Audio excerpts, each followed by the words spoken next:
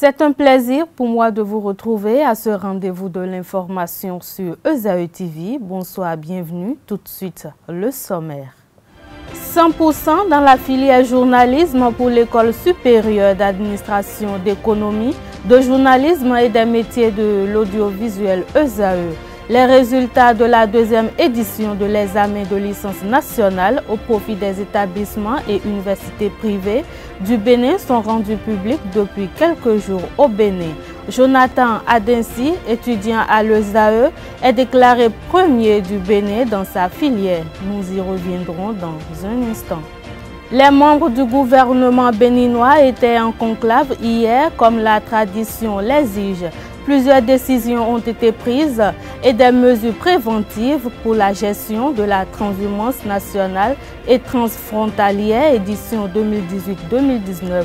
Un conseil des ministres présidé par le président Patrice Talon en personne. Le procès ICC Service se poursuit devant la Cour de répression des infractions économiques et du terrorisme CRIET.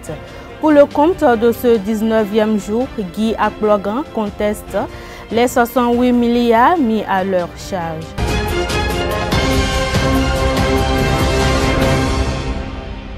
À nouveau, bonsoir. 19e jour du procès ICC Service au Bénin.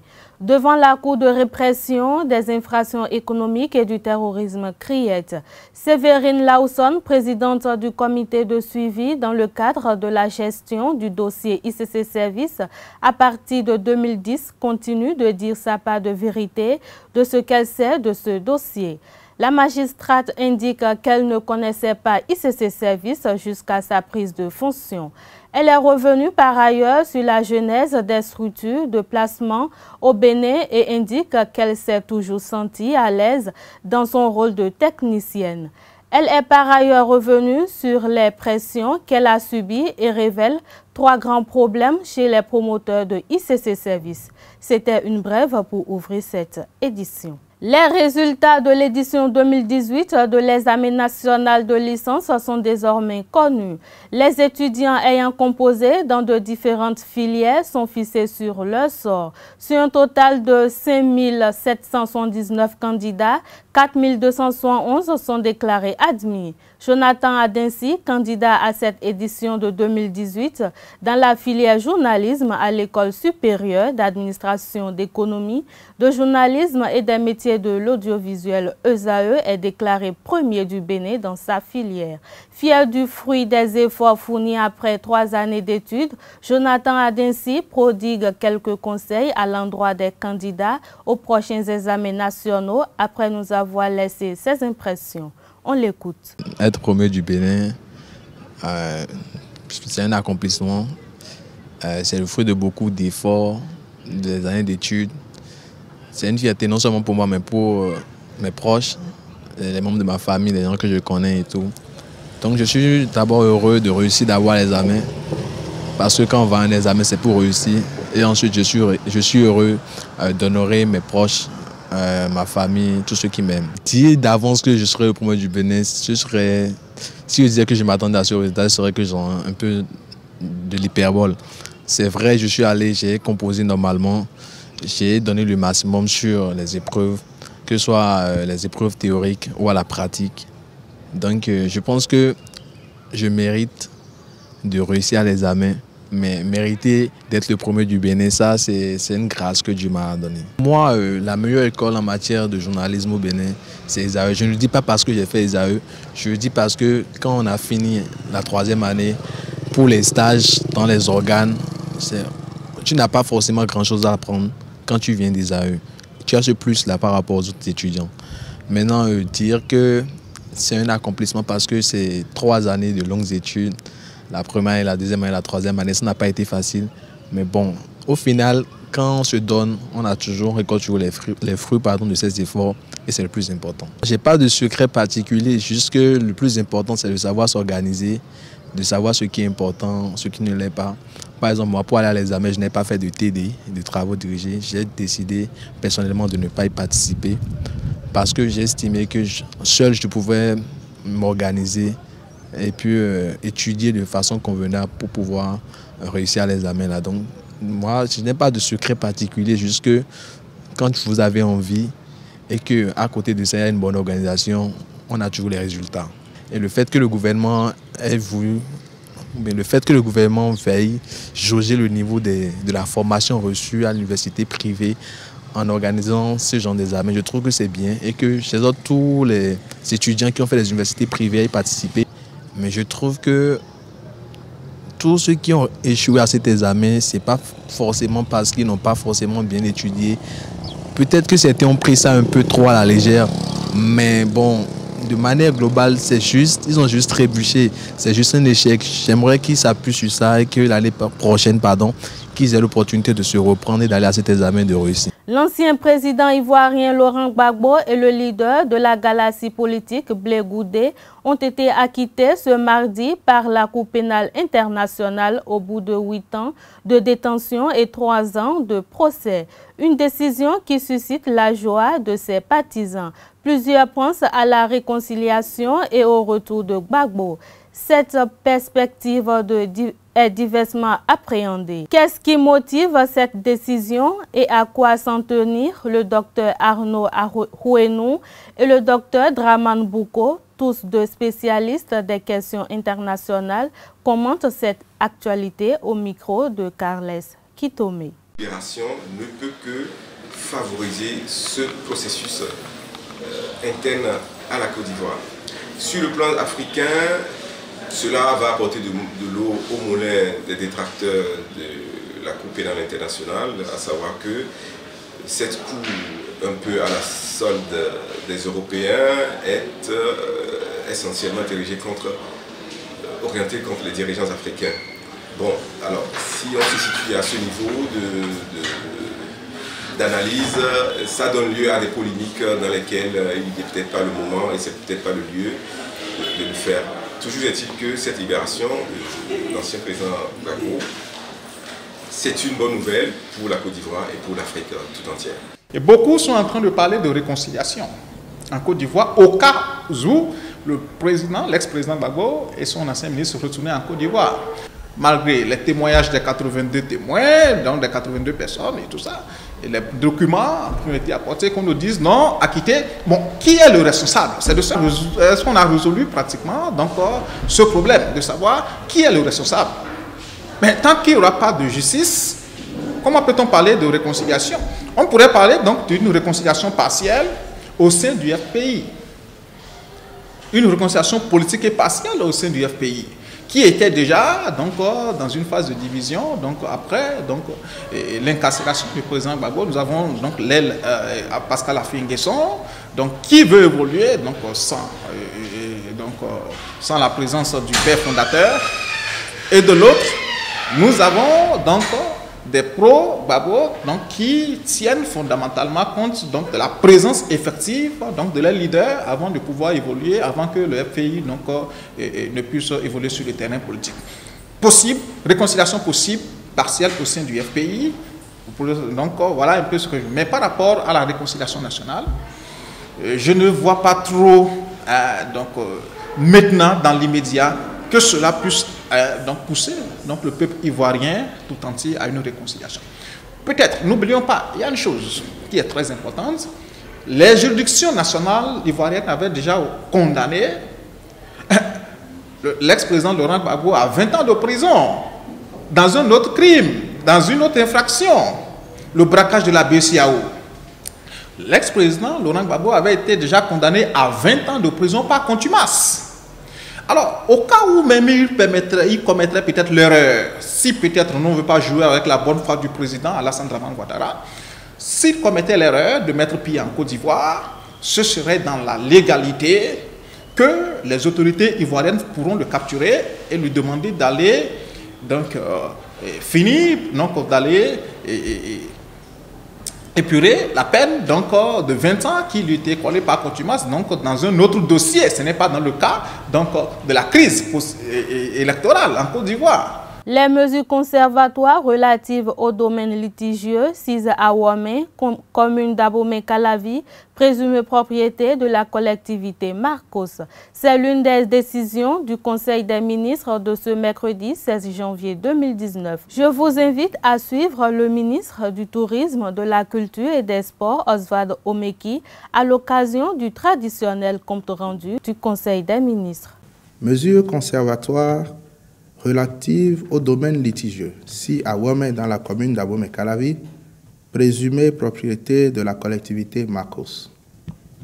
Un conflit domanial dans la commune d'Abomey-Calavi oppose des acquéreurs de parcelles et la collectivité Marcos, présumée propriétaire du foncier en litige, en raison de l'intention de cette dernière de faire exécuter des décisions de justice qui remonteraient à l'année 1941. Les investigations menées renseignent que le site impacte un nombre important de personnes et que des doutes subsistent sur l'existence et l'authenticité des jugements mis à exécution, de même que sur la superficie réelle du domaine litigieux. S'agissant de la superficie, alors que le chef de la collectivité Marcos revendique 191 hectares, 70 arts et 15 centiares, un autre membre de cette même collectivité soutient que le domaine en question ne couvrirait que 12 hectares, 67 arts et 76 centiares. Au demeurant, si les décisions de justice dont se prévaut la collectivité devraient être exécutées, elles généreraient de graves préjudices pour les acquéreurs dont le nombre est estimé à plus de 3000 personnes.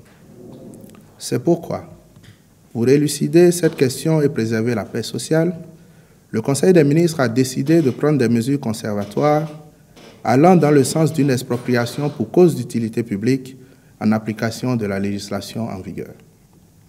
En effet, au terme de l'article 529 du Code foncier et domanial, je cite, « Si l'exécution d'une ordonnance, d'un jugement ou d'un arrêt doit entraîner des démolitions massives d'habitations construites sur des parcelles d'une superficie cumulée de plus de 5000 m², l'État procède à l'expropriation pour cause d'utilité publique des parcelles concernées après un juste et préalable dédommagement des propriétaires des dites parcelles. » Fin de citation. Pour parvenir à cette fin, les ministres impliqués dans la gestion de ce dossier sont instruits de, premièrement, faire procéder à toute investigation destinée à établir la régularité des titres en présence et prendre toutes mesures conservatoires nécessaires. Deuxièmement, étudier les mesures d'expropriation pour cause d'utilité publique envisageables dans le cas où l'authenticité des titres fondant le droit de propriété de la collectivité Marcos serait confirmée. Troisièmement, faire suspendre toute activité de la Commission nationale des affaires domaniales en matière foncière sur toute l'étendue du territoire national.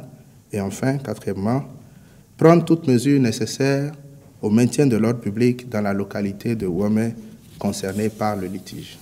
Toujours au cours du Conseil des ministres de ce mercredi 16 janvier 2019, plusieurs manifestations et rencontres internationales ont été autorisées. Des nominations ont également été prononcées, notamment au ministère de la Justice et de la Législation. Il faut préciser qu'au titre des mesures nominatives, il a été évoqué l'aménagement et le bitumage du giratoire de la ville de Tchaourou. On écoute à nouveau le ministre du Tourisme, de la Culture et des Sports, Oswald Omeki. Les travaux de la route Beteru-Tchaourou, frontière du Nigeria, ont occasionné d'importants conflits de circulation dans la ville de Tchaourou, particulièrement à l'intersection avec la route Boycon-Dassa-Parakou, qui constitue le corridor principal vers les pays de l'Interland desservis par le port de Cotonou. Pour remédier à cette situation, il urge d'aménager convenablement ce carrefour en vue de permettre la fluidité du trafic au niveau de la traversée de l'agglomération de Tchaourou. En vue de l'exécution de ces travaux, une évaluation des offres a permis de retenir la société Sogea Satom pour l'aménagement et le bitumage du giratoire et le groupement de bureaux d'Eco-IC Ors pour les prestations de contrôle et de surveillance. Le ministre des Infrastructures et des Transports et les autres ministres concernés par le dossier accompliront les diligences nécessaires pour les contrats à signer avec les différents prestataires et l'exécution des travaux. Grâce à Vossé Guéhou a soutenu dans la matinée du mardi 15 janvier 2019 sa thèse de doctorat à la faculté de médecine de l'université de Parakou. Une thèse qui s'inscrit dans le cadre d'une série de soutenances de thèses de doctorat qui a débuté depuis le lundi 14 janvier 2019 dans les amphis de l'université de Parakou. À cet effet, plusieurs professeurs nationaux et internationaux ont été confiés à ce grand rendez-vous scientifique très bénéfique. Je vous invite à suivre l'impétrante à sa soutenance de thèse. Elle est au micro d'Abdelkader Achirou. Nous avons soutenu un thème qui est la sensibilisation aux acariens de maison chez les patients qui sont suivis pour une allergie respiratoire au centre hospitalier universitaire départemental de Parakou, Borgo-Alibori. Le thème, ce que nous devons retenir, c'est qu'il y a des personnes, lorsqu'ils mangent, lorsqu'ils sont exposés à dans certaines circonstances, ils manifestent certaines maladies. Ça peut être, ils peuvent avoir mangé quelque chose que, comme on le dit, leur sang ne supporte pas. Ça peut être lorsqu'il fait frais, ça peut être lorsqu'il y a du parfum ou beaucoup de choses. Donc, dans ce cas, nous avons évalué, nous avons essayé de déterminer chez les personnes qui disent souvent « je suis enrhumé » quand il y a la fraîcheur, quand il y a la poussière, tout ça là. Nous avons essayé de chercher si vraiment la poussière de la maison particulièrement peut déclencher les différents signes de « je suis enrhumé, mon nez est bouché, j'éternue », tout cela. Ainsi, au cours de notre travail, nous avons vraiment pu identifier la poussière de maison, c'est-à-dire les gens, quand ils font le ménage, quand on balaie un peu à côté d'eux, ils développent ces différents signes que nous avons cités. Et surtout, pour confirmer cela, normalement, ça ne se dit pas seulement. Il faut faire certaines analyses, comme quand on a la fièvre, il faut faire, pour confirmer le paludisme, il faut faire une analyse du sang. Donc il y a également des tests qu'il faut faire quand on développe ces signes pour savoir réellement si c'est vraiment la poussière de maison qui déclenche. Donc quand nous avons essayé de faire ces tests qui malheureusement ne sont pas accessibles à tout le monde, ces tests ont été positifs chez les 2/3 des patients que nous avons enquêtés. Par rapport à la présentation, ça s'est bien passé, c'était au-delà de nos attentes parce qu'on ne peut pas prédire ce qui s'est passé, mais Dieu aidant, Dieu faisant, tout s'est très bien passé et on remercie Dieu. Également, je remercie tous mes parents, tous mes amis qui sont venus me soutenir. Comme le dit le mot, la circonstance et la soutenance, ils sont venus très nombreux me soutenir. Merci beaucoup à eux et que les bénéfices de ce travail nous profitent à tous. Toujours à l'université de Parakou, le même jour, Jean-Frankel Giresse Alatedjou Amouzovi a soutenu sa thèse de doctorat en médecine. Devant un jury composé de sommités du domaine, l'impétrant a effectué une présentation de résultats sur le thème aspect actuel de la prise en charge de la douleur post-opératoire dans les hôpitaux universitaires de la ville de Parakou. C'était en présence de plusieurs parents alliés et amis venus massivement lui témoigner leur soutien. Suivez plutôt. Dans l'après-midi du mardi 15 janvier 2019, Jean-Frankel Giresse Olatedjou Amouzovi a soutenu sa thèse de doctorat en médecine à l'université de Parakou sur le thème « Aspect actuel de la prise en charge de la douleur post-opératoire dans les hôpitaux universitaires de la ville de Parakou ». Un condensé de résultats laborieux qui révèle que la douleur constitue l'une des plus importantes priorités de l'humanité et figure au premier rang des facteurs ayant influencé le cours de son histoire. En chirurgie, surtout en période post-opératoire, la douleur est une composante indissociable à tout acte. Ainsi, l'évaluation de la douleur post-opératoire et de l'efficacité thérapeutique est indispensable car pour un patient et une chirurgie donnée, il est impossible de prédire le niveau de la douleur perçue et la consommation en antalgique. Lors de sa présentation qui a duré 14 minutes, 37 secondes, l'impétrant a exposé les différentes méthodes de prise en charge existantes dans les hôpitaux universitaires de la ville de Parakou. Malgré la compréhension croissante de sa physiopathologie et la découverte de nouvelles techniques de prise en charge, la douleur post-opératoire reste sous-évaluée et sous-traitée. Dans les hôpitaux universitaires de Parakou, la douleur post-opératoire et ses conséquences sont une réalité et résulteraient probablement d'une prise en charge non adéquate.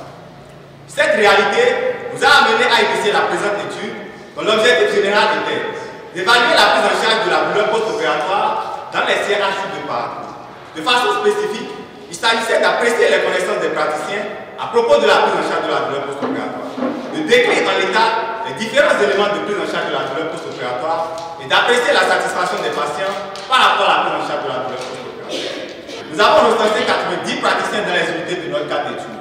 Parmi eux, 78 ont été corrigés. L'âge moyen des praticiens était de 30,32, plus ou moins 5,31 ans, avec des extrêmes de 23 et 53 ans. Dans notre série, le sexe masculin était le plus représenté, avec une sexe ratio de 2,12. Au total, 67 praticiens connaissaient les échelles d'évaluation de la douleur post-opératoire. Les échelles d'évaluation les plus citées étaient l'échelle visuelle analogique, suivie de l'échelle numérique simple et de l'échelle verbale simple. De tous les praticiens concernant les échelles d'évaluation, 24,35% avaient pu citer au moins 3 différents types d'échelles. Dans notre série, 32 praticiens déclaraient connaître les indications, avantages et inconvénients des différentes techniques analgésiques. Le sujet est d'actualité à en croire les membres du jury à l'unanimité qui approuvent le traitement qui en a été fait. Par ailleurs, comme en de pareilles circonstances, des contributions et quelques critiques ont été effectuées afin de parfaire ce travail scientifique pour en faire une référence monumentale. Dans la foulée, le jury composé de sommités du monde universitaire béninois et d'autres professeurs émérites de l'université de Ouagadougou ont tenu à saluer la présence effective du professeur Dodji Hippolyte Amouzouvi, socio-anthropologue dont le parcours emblématique inspire plus d'un. Notons que ce dernier est le géniteur de l'impétrant du jour. C'est d'un moment donné, quand j'ai dit tout à l'heure que c'était M. Amouzouvi, que je connais bien, qui est vraiment un bon parleur, lorsqu'il se retrouve à la radio, sur les plateaux, je dis, ah non, mais comment? C'est se retrouve que c'est un enfant. Et je me dis, mais il faudrait que tu fasses l'effort nécessaire pour ressembler à ton père. Ça serait vraiment un acquis. Merci, M. Amouzouvi, d'être là. Et il faudra nous amener à être comme ça. Je ne reviens pas sur les autres petits détails, ils en ont déjà parlé. Mais ce que je puis vous dire, c'est un travail qui m'a beaucoup intéressé, puisque je suis là-dedans depuis plus de 40 ans. Donc je sais de quoi je parle, je suis confronté à ça jusqu'à aujourd'hui d'ailleurs, puisqu'on continue toujours. Vous voyez. Donc, il faut, si vous choisissez de faire l'anesthésie-réanimation, c'est une bonne chose. Ça vous permet de parfaire ce travail-là. Et je crois que la porte vous sera ouverte, M. Tchao, que vous serez heureux de nous recevoir dans votre service. Je pense que c'est un étudiant très sérieux. Son travail m'a beaucoup intéressé. Je n'ai pas vu tellement de critiques. M. Guissou, c'est une contribution enrichissante d'ailleurs. Donc franchement, M. Amouzouvi, je vous souhaite beaucoup de courage. Si vous travaillez à accepter, je vous demande de choisir une spécialité que vous voulez. Quelle que soit la spécialité, vous allez toujours rencontrer la douleur quelque part, même si ce n'est pas post-opératoire. La douleur elle est toujours là. Je ne parle pas de douleur psychique, douleur physique, vous l'aurez.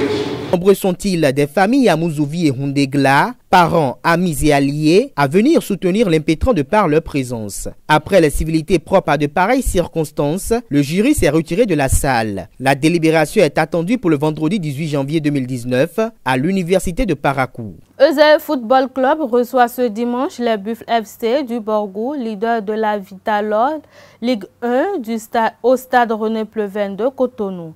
Pour les universitaires, cette rencontre de la 12e journée a un enjeu particulier, celui de sortie de la zone rouge, en confirmant le résultat probant obtenu face à l'AS Police lors de la journée précédente.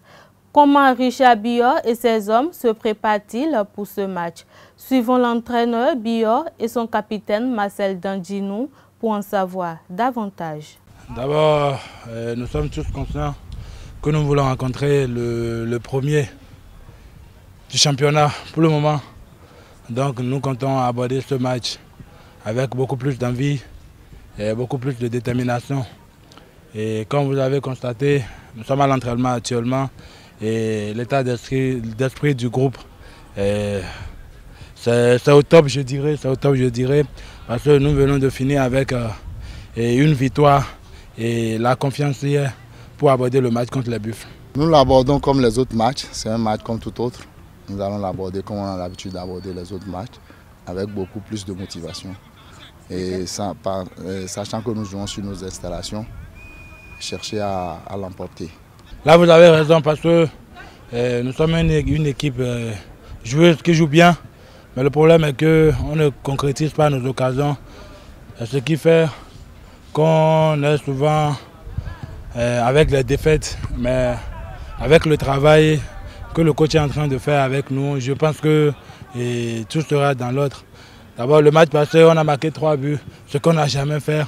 Donc, ça veut dire que le travail, ça vient. Nous travaillons parce que, comme vous avez su noter, nous manquons beaucoup d'efficacité devant les buts. Et nous travaillons dans ce sens. Je crois que les jours à venir, nous allons combler ce manque d'efficacité et les résultats vont suivre. L'état d'esprit, c'est que nous continuons dans la même direction avec beaucoup plus de motivation, avec cette victoire qui nous galvanise et chercher à quitter ce bas de tableau que nous occupons depuis un bon moment. Et voilà, c'est la fin de cette édition sur EZAE TV. Merci de votre aimable attention. Bonsoir.